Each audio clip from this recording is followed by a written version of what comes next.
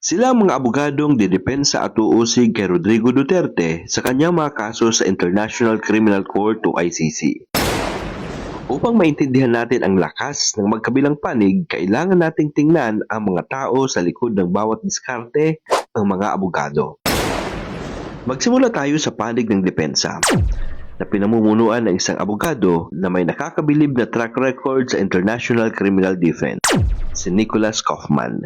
Isipin nyo, siya ay isang British-Israeli na abogado at nag-aral sa isa sa pinaka-prestihiyosong universidad sa mundo, ang University of Cambridge. Oh my God! Hindi lang yun, nakapagtapos din siya sa Inns of Court Law School sa London, na nagbigay sa kanya ng 34 years na karanasan sa international na batas.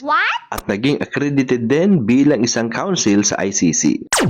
Ang kanyang pinakamalaking tagumpay na nagpapatunay sa kanyang galing ay ang paghawak niya sa kaso ni Jean-Pierre Bemba, ang dating vice-presidente ng bansang Congo. Si Bemba ay una nang nasintensyahan ng 18 years na pagkakakulong para sa crimes against humanity at war crimes. Subalit dahil sa diskarte at galing ni Kaufman at ng kanyang team, si Bemba ay na-acquit at pinalaya sa apela ng ICC noong 2018. Ang kakayahan niyang magbaliktad ng sitwasyon sa pinakamataas na antas ng hukuman ay nakakagulat at ito ang dahilan kung bakit umabot sa humigit kumulang $44,000 o 2.5 billion pesos kada buwan ang sinasabing bayad sa kanyang grupo. Hindi biro ang halagang ito na nagpapakita kung gaano kaimportante ang tingin ni Duterte sa kanyang depensa. Kasama niya siyempre ang mga Pilipinong abogado tulad ni Salvador Medialdea, na underclassman niya sa San Beda Law School at dating executive secretary, at si Harry Roque na magtutugon sa mga kaso gamit ang lente ng batas sa Pilipinas at ang kanilang local knowledge. Oh my God! Sa kabilang panig naman, ang pag-uusig o prosecution ay pamumunuan ng Office of the Prosecutor o ang OTP na nasa ilalim ng Chief Prosecutor ng ICC na si Karim Assad Ahmad Khan o KC. Si Khan ay isang batikang British na abogado at kinikilala bilang King's Counsel sa UK. Nagtapos siya sa King's College London at nagtataglay ng malalim na karanasan kabilang ang pagiging pinuno ng investigasyon ng United Nations sa mga krimen ng ISIS-Daesh sa Iraq. Oh my God! Ang posisyon niya ay isang salaried official ng ICC. Ibig sabihin meron siyang buwanang sahod mula sa ICC at nangangahulugang walang client fees dahil siya ang kumakatawan sa mga hukuman. Ngunit ang mas nakakaantig at nagbibigay ng puso sa kasong ito ay ang mga Pilipinong abogado na tumatayong boses ng mga biktima. Sina Katrina Conte at Ross Tugadi, parehong nagtapos ng UP College of Law.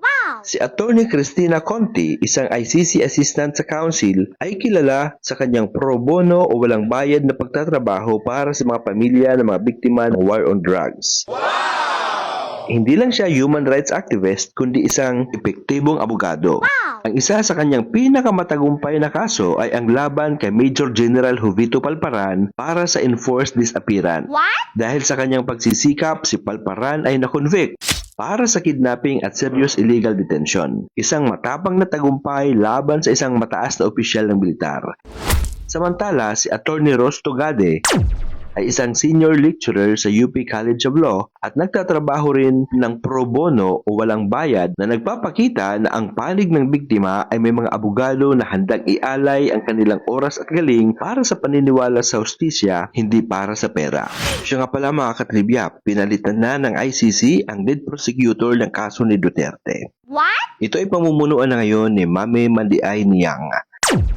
Siya ay isang eksperto sa batas mula naman sa bansang Senegal. Siya ay kasalukuyang nagsisilbi bilang acting chief prosecutor ng ICC. Meron siyang mahigit 34 years na karanasan at nakapagtapos sa ENAM sa Dakar. Kilala siya sa paghawak ng mga mahalagang kaso sa mga tribunal para sa Rwanda at Yugoslavia. Sa kasalukuyan, pinamumunuan niya ang mga investigasyon ng ICC sa mga sitwasyon ng bansang Palestina at Sudan at ang kaso laban kay Pangulong Rodrigo Duterte ng Pilipinas. Oh my God! Ang labang ito ay hindi lamang tungkol sa batas, kundi tungkol din sa tagisan ng dakilang abogado.